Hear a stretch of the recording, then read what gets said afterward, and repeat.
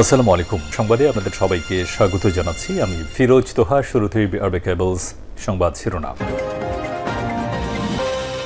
বাংলাদেশের সর্বশেষ গুরুত্বপূর্ণ আপডেট সংবাদে আপনাকে স্বাগত। শুরুতে সংবাদ শিরোনাম, পরে বিস্তারিত।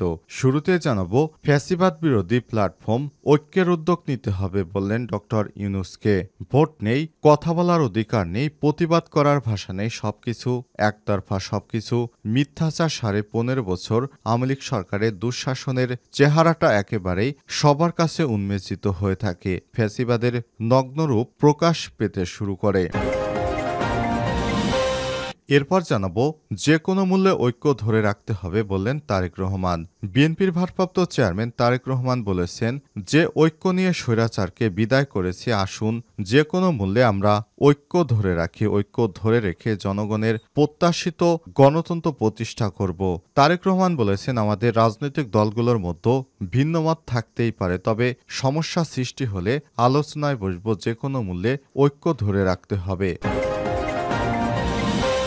এদিকে শৃঙ্খলা ফেরেনি পুলিশে, কাটছে না অস্বস্তি, স্বাভাবিক কার্যক্রম ব্যাহত। অ্যানালগ মডেল আরোপ, চুক্তিভিত্তিক নিয়োগ এবং গুরুত্বপূর্ণ পদে ফ্যাসিবাদের দোসরদের পদায়ন, দক্ষতা দেখাতে পারছে না নতুন দায়িত্বপ্রাপ্ত পুলিশের সদস্যরা। জানাবো, হাসিনা বিরোধী আন্দোলন সম্পর্কে জানলেও হস্তক্ষেপ করতে পারেনি ভারত। ভারতের পররাষ্ট্রমন্ত্রী জয়শঙ্করের দাবি, সাবেক স্বৈরাচার প্রধানমন্ত্রী শেখ হাসিনার বিরুদ্ধে বাংলাদেশের মানুষের মধ্যে শক্তিশালী যে বিক্ষোভ সৃষ্টি হয়েছিল সে সম্পর্কে ভারত অবগত ছিল, তবে এ বিষয়ে ভারত কোনো হস্তক্ষেপ করতে পারেনি বলে দাবি করেছেন দেশটির পররাষ্ট্রমন্ত্রী এস জয়শঙ্কর। এদিকে বিএনপির হুম্মাম ছাড়াও 6 জন প্রার্থিতা চায় এবং জামাতের আমিরুজ্জামান। ত্রয়োদশ জাতীয় সংসদ নির্বাচন চট্টগ্রাম 7 আসনে। চট্টগ্রামে শস্য ভাণ্ডার খ্যাত গোমাইবিল পড়েছে রাঙ্গুনিয়া উপজেলায়। সবজি উৎপাদন রয়েছে এই উপজেলার খ্যাতি। তবে এখানে বিএনপির পক্ষ থেকে 7 জন আগামী ত্রয়োদশ জাতীয় সংসদ নির্বাচনে নমিনেশন পেতে চায়, আর জামাত ইসলামের আছে একজন, তিনি হচ্ছেন আমিরুজ্জামান। তাহলে বিএনপির হাইকমান্ড কাকে রেখে কাকে এখানে মনোনয়ন করবেন সেটি এখন দেখার বিষয়।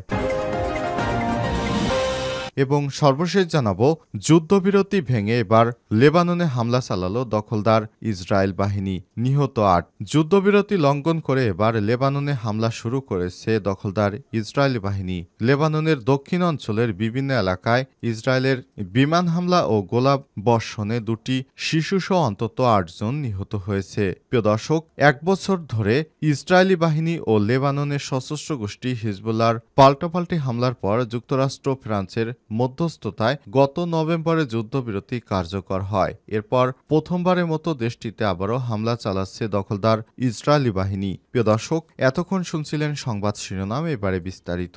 তবে তার আগে বন্ধুরা, অনুরোধ থাকবে এই সংবাদটিতে একটি লাইক দিন।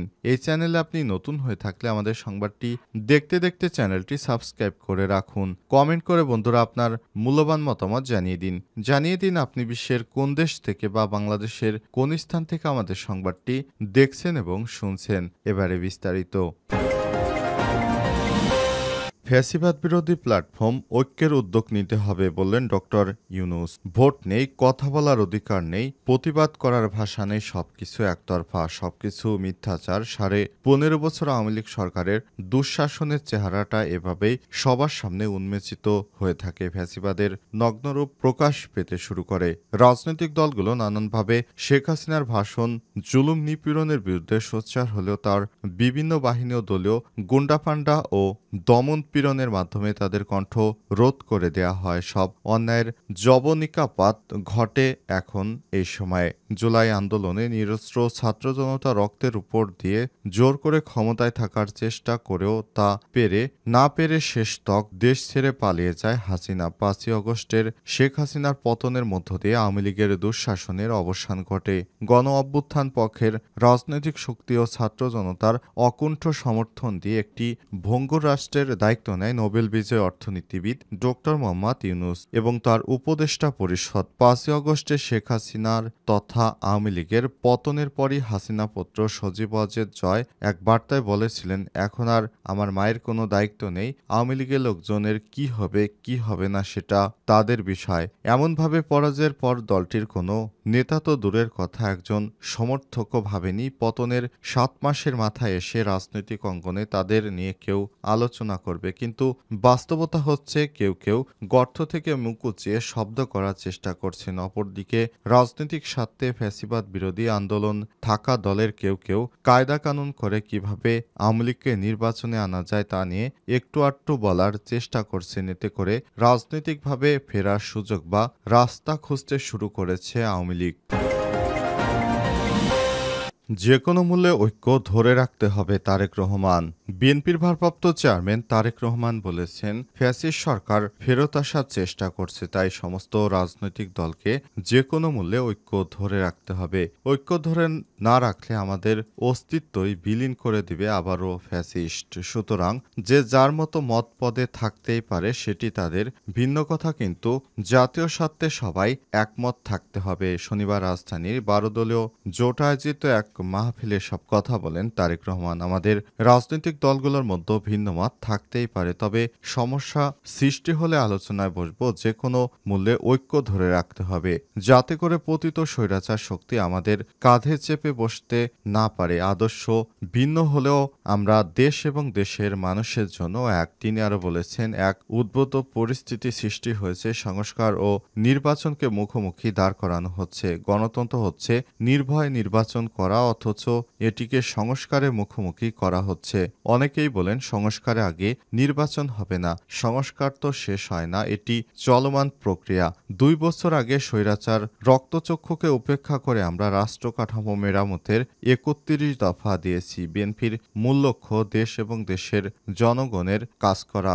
জাতীয় পার্টির চেয়ারম্যান মোস্তফা জামাল হায়দার ও সভাপতিত্বে জাতীয় দলের চেয়ারম্যান এহসানুল হুদার সঞ্চালনায় আরও বক্তব্য রাখেন বাংলাদেশ জামাত ইসলামের সেক্রেটারি জেনারেল মিয়া গোলাম পরোয়ার, নাগরিক ঐক্যের সভাপতি মাহমুদুর রহমান মান্না, নাগরিক পার্টির সদস্য সচিব আক্তার হোসেন, বিএনপির স্থায়ী কমিটির সদস্য বেগম সেলিমা রহমান, এবি পার্টির মুজিবুর রহমান মঞ্জু, এলডিপির নেতা সাদাত হোসেন সেলিম, জেএসডির সাধারণ সম্পাদক শহীদুল ইসলাম স্বপন। এ সময় আরও উপস্থিত ছিলেন বিএনপির চেয়ারপারসনের advocate Mahbub Uddin Khokon, NPP chairman doctor Farid Uddin Farhad, জাগপার সিনিয়র সহ সভাপতি রাশেদ প্রধান সহ আরও অনেক নেতাকর্মী। শৃঙ্খলা ফেরেনি পুলিশে, কাটছে না অস্বস্তি, স্বাভাবিক কার্যক্রম ব্যাহত। পুলিশ প্রশাসনে অস্বস্তি কাটছে না, হাইকমান্ডে অস্থির অবস্থা বিরাজ করায় আইন প্রয়োগকারী সংস্থায় ফিরছে না শৃঙ্খলা। এতে বাধাগ্রস্ত হচ্ছে স্বাভাবিক কার্যক্রম। এ কারণে ঘুরে দাঁড়াতে পারছে না পুলিশ প্রশাসন। আইন শৃঙ্খলার উন্নয়নে অ্যানালগ মডেল আরোপ, চুক্তিভিত্তিক নিয়োগ, গুরুত্বপূর্ণ পদে ফ্যাসিবাদের দোসর পদায়ন সহ নানা কারণে পুলিশ প্রশাসন এখনও এই অবস্থা তৈরি হয়ে আছে। সংশ্লিষ্ট একাধিক সূত্র যুগান্তরকে সব তথ্য জানিয়েছে। জানতে চাইলে পুলিশ মহাপরিদর্শক আইজিপি বাহরুল আলম চৌধুরী যুগান্তরকে বলেছেন, পুলিশের ভেতরে এখন কোনো অস্বস্তি নেই, শৃঙ্খলা পুরোপুরি ফিরে এসছে। তিনি আরো বলেন, পদ খালি থাকলেই পদোন্নতি দিতে হবে, এটা কোনো আইনে বলা নেই। তিনি আরো বলেন, পুলিশের কারো মধ্যে কোনো ক্ষোভ নেই, সবাই স্বচ্ছন্দে সুশৃঙ্খলভাবে কাজ করছে। সূত্র আরো জানায়, ছাত্র জনতার অভ্যুত্থানের পর পুলিশের নেতৃত্বে পরিবর্তন শুরু হয় গত বছরের ৭ই আগস্ট। অবকাঠামোগত সমস্যা, মানসিকভাবে বিপর্যস্ত মাঠ পর্যায়ের পুলিশ সদস্যদের নিয়োগ যাত্রা শুরু করে নতুন নেতৃত্ব। গণ অভ্যুত্থানের জেরে অন্ধ হয়ে যাওয়া থানাগুলো সচল করেন তারা। ষড়যন্ত্রমূলক বিভিন্ন আন্দোলন সামাল দিয়ে উন্নতি ঘটতে থাকে আইন শৃঙ্খলা পরিস্থিতিরও। এই সময় বিশেষ জায়গা থেকে পুলিশের উচ্চ পর্যায়ের পরামর্শ আসে। আইন শৃঙ্খলা উন্নয়নে কনভেনশনাল পুলিশিং বা অ্যানালগ পুলিশিং মডেল আরোপ করতে হবে, কিন্তু পুলিশের নতুন নেতৃত্ব ডিজিটাল বা টেকনোলজি বেসড পুলিশিং এর উপর জোর দেয়। এতে উষ্মা প্রকাশ করে বিশেষ মহল, ফলে পরিবর্তন আসে আইন শৃঙ্খলা বাহিনীর উচ্চ পর্যায়ে। শুধু তাই নয়, পুলিশকে পরিবর্তন করার জন্য এবং সরকার পুলিশকে কাজে লাগানোর জন্য ব্যাপকভাবে কাজ করছে সরকার। হাসিনা বিরোধী আন্দোলন সম্পর্কে জানলেও হস্তক্ষেপ করতে পারেনি ভারত, জয়শঙ্করের দাবি। সাবেক স্বৈরাচার প্রধানমন্ত্রী শেখ হাসিনার বিরুদ্ধে বাংলাদেশের মানুষের মধ্যে শক্তিশালী যে বিক্ষোভ সৃষ্টি হয়েছিল সে সম্পর্কে ভারত অবগত ছিল, তবে এ বিষয়ে ভারত কোনো হস্তক্ষেপ করতে পারেনি বলে দাবি করেছে দেশটির পররাষ্ট্রমন্ত্রী এস জয়শঙ্কর। আজ 22 মার্চ দেশটির পররাষ্ট্র বিষয়ক সংসদের পরামর্শক কমিটির কাছে জয়শঙ্কর এই তথ্য জানান বলে জানিয়েছে খবর দ্য হিন্দুর। তিনি কমিটির কাছে দাবি করেছেন, স্বৈরাচার হাসিনাকে প্রভাবিত করার মতো প্রয়োজনীয় প্রভাব তাদের কাছে ছিল না। তারা হাসিনাকে শুধুমাত্র পরামর্শ দিতে পারতেন। এছাড়াও তিনি জাতিসংঘের মানবাধিকার বিষয়ক হাইকমিশনার ভলকার তুর্কের একটি সাক্ষাৎকারে বিষয়টি তুলে ধরেন। বিবিসি ওয়ার্ল্ডের হার্ট টক অনুষ্ঠানে দেয়া সাক্ষাৎকারে তুর্ক জানান, বাংলাদেশের নিরস্ত্র সাধারণ মানুষের বিরুদ্ধে না যেতে সেনাবাহিনীকে অনুরোধ জানিয়েছিলেন তারা। তিনি দাবি করেন ওই সময় সতর্কতা দেওয়া হয়, নিরস্ত্র মানুষের বিরুদ্ধে গেলে জাতিসংঘের শান্তিরক্ষী বাহিনীতে বাংলাদেশকে নিষিদ্ধ করা হবে। আন্তঃবাহিনী জনসংযোগ পরিদপ্তর আইএসপিআর পরবর্তী অবশ্য জানায়, জাতিসংঘের মানবাধিকার হাইকমিশন ভলকার তুর্ক সেনাবাহিনীর ব্যাপারে সরাসরি কিছু বলেননি। এর বদলে তৎকালীন প্রধানমন্ত্রী শেখ হাসিনাকে তিনি এই কথাটি জানিয়ে থাকতে পারেন। দ্য হিন্দুর প্রতিবেদনে বলা হয়েছে, পররাষ্ট্রমন্ত্রী বিষয়ক পরামর্শক কমিটি জয়শঙ্করের সঙ্গে প্রতিবেশী দেশগুলোর সঙ্গে ভারতের পররাষ্ট্র নীতি নিয়ে খোলামেলা আলোচনা করতে বৈঠকে বসছিলেন। বিশেষ করে বাংলাদেশ, মিয়ানমার, মালদ্বীপ, শ্রীলঙ্কা, পাকিস্তান এতে প্রাধান্য পায়। এছাড়াও তারা মিয়ানমারের গৃহযুদ্ধ এ নিয়ে ভারতের প্রস্তুতি ও দক্ষিণ এশিয়ার জোট সার্কের পুনর্জাগরণ নিয়ে আলোচনা করেন। এতে তিনি এই জোটটির কার্যক্রম আবার শুরু করার ইঙ্গিত দেন। 2016 সাল থেকে সার্ক অকার্যকর হয়ে আছে।